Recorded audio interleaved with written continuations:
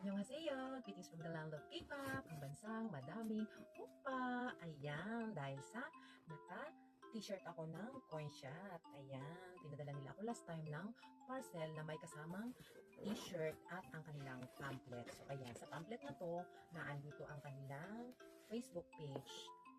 Tapos, pwede ninyo silang ma-reach through Messenger. So, ayan, andito ang kanilang pamamaraan kung paano ka mag-register. So, how to register? Ayan, 1, 2, 3. Andito ang step by step kung paano ka mag-register gamit ang inyong mga phone. So, ayan, madali lang siyang gamitin.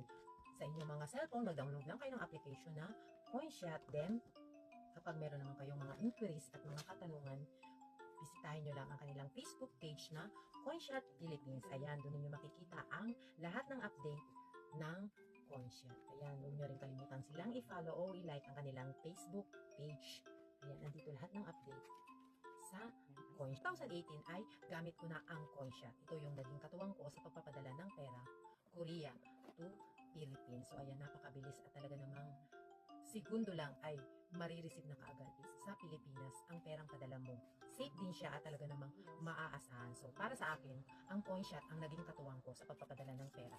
Kaya ano pang hinihintay ninyo, mag-download na rin kayo sa inyong mga cellphone ng Coinshot